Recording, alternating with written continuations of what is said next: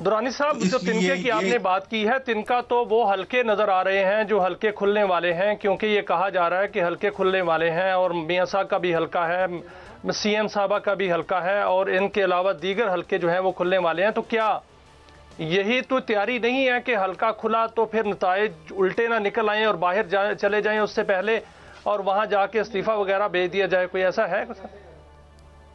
Sir, मैं तो काई साहब की खिदमत में इस प्रोग्राम में कई दफा कह चुका हूं कि ये हुकूमत जो है इसका मेल्ट डाउन हो रहा है, और अगर ये प्रोसेस चलता रहा तो बहुत थोड़े अरसे में ये हुकूमत असेंबली के अंदर ही पिघल जाएगी। अक्सरियत जो है 47 से 45 की तरफ आ जाएगी, और ये हकीकतें जो हैं ये अदालतों का रास्ता रोकने और अदालतों को अमेंडमेंट के जरिए, ये जो जितने टोपी ड्रामे हैं वो टोपी ड्रामे सारे उल्टे होके पड़ रहे हैं। ऐसी सिचुएशन में अब समझता तो कोई है नहीं पाकिस्तान, हमारी तारीख के अंदर मुझे नहीं लगा कि कोई इक़्तिदार में आखिरी दिन तक भी कोई समझ पाया हो कि ये इक़्तिदार जा रहा है।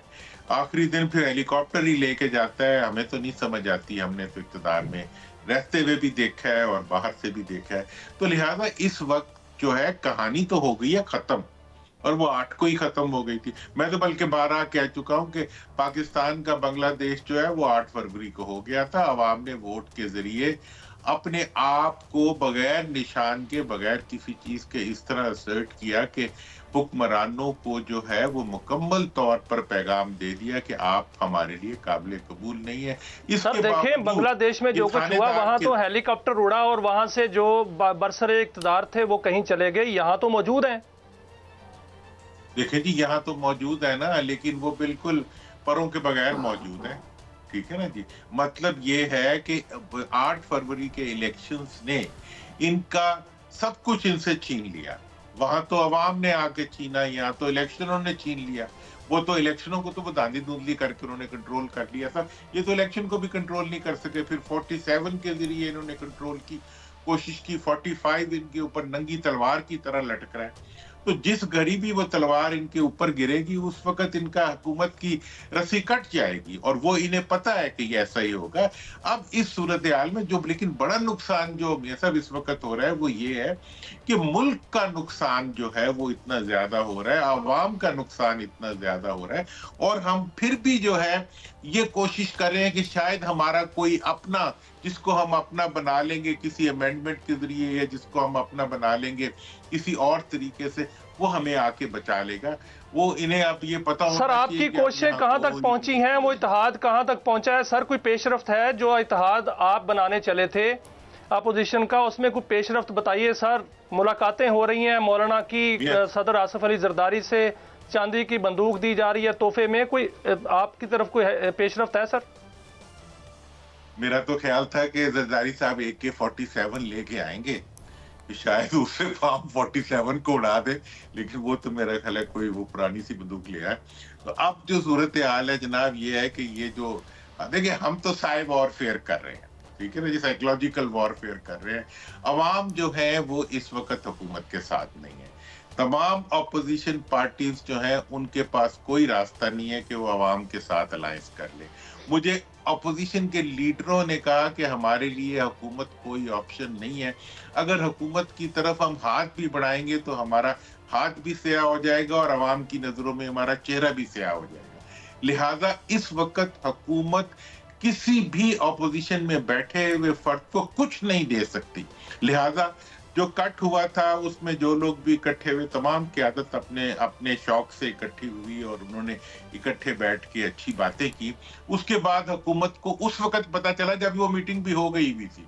फिर इन्होंने जनाब अपने घोड़े दौड़ाए और जरदारी साहब बंदूक लेके पहुंच गए, कहीं और से खाना आ गया, कहीं और से कुछ और आ गया। तो ये अच्छा है, इज्जत मिल रही है अपोजिशन को। जितनी अपोजिशन जो है वो अवाम के साथ अपना एकता शो करेगी, उतनी ज्यादा हुकूमत जो है उनके सामने झुकने की कोशिश करेगी। लेकिन मैं समझता हूं कि हुकूमत को लीडरों के सामने झुकने के बजाय अवाम के सामने झुकना चाहिए, और अगर अवाम के सामने वो झुक जाएंगे तो उनकी इज्जत भी बच जाएगी और मुल्क के अंदर स्टेबिलिटी आ जाएगी। इस वक्त मुल्क जो है वो एक नाजायज और एक गैर मुंतखब ایک نان ریپرزینٹیٹو گورنمنٹ ہونے کی وجہ سے اس کے تمام ادارے کلیپس کرتے جا رہے ہیں، سیکیورٹی کلیپس کر رہی ہے ہمارا۔ اچھا جناب درانی صاحب یہ بتائیں کہ علی امین گنڈا پور صاحب بھی کہہ رہے ہیں جی کہ میں ایک پروگرام میں انہوں نے کل کہا کہ جی بہت رابطے بڑے اعلیٰ سطح سے ہمارے پر رابطے تو خیر ظاہر ہوں گے ہوئے کہ سی ایم ہے بہت اہم صوبے کے، سارے صوبے ہی اہم ہے خیر، لیکن یہ کہ یہ رابطوں کی کیا بات ہے، اور کیا آپ سمجھتے ہیں کہ جو ایک خاص طور پر اکنامک جو سچویشن جو انتہائی بدترین حالات سے ہم گزر رہے ہیں، تو کیا کوئی سوچوں میں تبدیلی آ رہی ہے کہ بھئی کچھ رخ بدلا جائے، کچھ یہ تھوڑا بہت صفائی ہو، اس طرح کی کوئی سوچ پریویل کرتی ہے ٹاپ پہ؟ دیکھیں قائد صاحب، جہاں تک سوال ہے نا، مطلب آپ کو پتہ ہے کہ ہمارے دوست ممالک کیا کہہ رہے ہیں، تمام دوست ممالک، آئی ایم ایف کیا کہہ رہا ہے، چائنا کیا کہہ رہا ہے، اور دیگر ممالک جو ہے وہ ہمیں کیا کہہ رہے ہیں، امریکہ کا کانگریس کیا کہہ رہا ہے۔ مطلب یہ ہے کہ پوری دنیا کی طرف سے اتنے لاؤڈ اینڈ کلیئر میسیجز ہمیں مل رہے ہیں کہ آپ اپنی پولیٹیکل سچویشن کو سٹیبلائز کریں، جس کا اس کے علاوہ کوئی مطلب نہیں ہے کہ آپ فارم 47 سے 45 پہ آ جائیں۔ حکومت جو اس وقت غیر نمائندہ حکومت ہے وہ تھوڑا سا پیچھے ہٹ کے عوام کے نمائندوں کو جگہ دے تاکہ وہ ملک کو لے کے آگے بڑھ سکے، لیکن یہ اس کے لیے تیار نہیں رہی۔ اور معیشت کا جو چیلنج ہے اس وقت وہ ہمارے لیے اتنا بڑا بن گیا ہے کہ اس کو یہ اہلیت نہیں رکھتے۔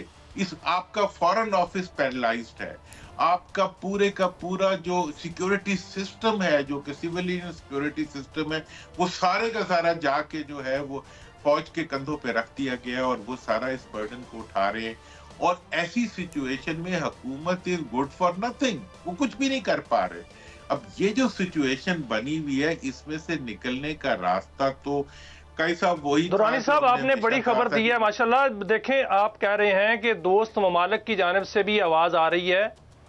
دوست ممالک کیا چاہتے ہیں کہ فارم 45 والے لوگ بحال ہوں، کون آئے، کیسے اسٹیبلٹی آئے گی، اور وہ چاہتے ہیں کیا کہ وہ جو 8 فروری کو جو جیتے تھے ریئل وہ آ جائیں؟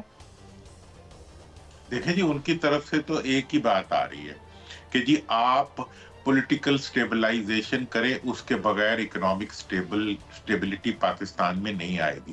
مطلب آپ جن سے پیسہ مانگنے جا رہے ہیں اپنی اکنامک سٹیبلٹی کے لیے، وہ آپ کو کہہ رہے ہیں آپ پولیٹیکل سٹیبلٹی لائیں۔ مطلب یہ ہے کہ آپ پولیٹیکل ریکنسیلیشن کریں۔ چائنا کے جب وزیر یہاں آئے، انہوں نے ساری پارٹیوں کو بٹھا کے یہ بات کہی، کوئی چھپی ہوئی بات تو نہیں ہے۔ وزیر اعظم صاحب وہاں گئے، انہیں یہ بات بہت کلیئرٹی سے بتائی گئی، وہ کہتے نہیں مجھے آواز نہیں آ رہی۔ اب اگر دوستوں کی آواز بھی آپ سننے سے انکار کر دیں، عوام کی آواز بھی آپ سننے سے انکار کر دیں، دکانیں بند ہو جائیں تاجروں کی، اس کو بھی آپ دیکھنے سے انکار کر دیں، تو اس کے بعد کون آپ کو سمجھائے گا؟ یہ خبر تو اب علم نشرہ ہے، ہر ایک کے ساتھ ہے۔ اب ایسی یہ جو صورتحال بنی ہوئی ہے، اس میں سمجھتا ہوں کہ پورا نظام جو ہے پاکستان کا، وہ اس وقت اس حکومت کو اگلنے کی کوشش کر رہا ہے۔ مطلب جیسے ہوتا ہے نا کہ جی انڈائجیشن ہو گئی ہے اس حکومت کی وجہ سے۔ اور سر دیکھیں، اگر دوست ممالک اس سچویشن میں ساتھ نہیں دیتے، اگر دوست ممالک سارے اس حالات میں ساتھ نہیں دیتے، تو آگے کیا آپ کو منظر نظر آ رہا ہے معیشت کا اور گورننس کا اور حکومت کا؟ اگلے آنے والے دن تو بہت خوفناک اور تشویشناک نظر آ رہے ہیں پھر۔ دیکھیں سر، مجھے تو یہ بہت شدت سے محسوس ہو رہا ہے۔ میں نے پہلے بھی یہ بات کہی تھی کہ جتنا موسم ٹھنڈا ہو رہا ہے، حکومت کے لیے کرسی اور زمین اتنی گرم ہو رہی ہے، ان کے پاؤں جل جائیں۔ رانی صاحب میں یوں آپ کے بہت ہی شکریہ رانی صاحب، ہمیں وقت دیتے ہیں۔ ہم جو بھی کہہ رہے ہیں اللہ کرے وہ بہتر ہو۔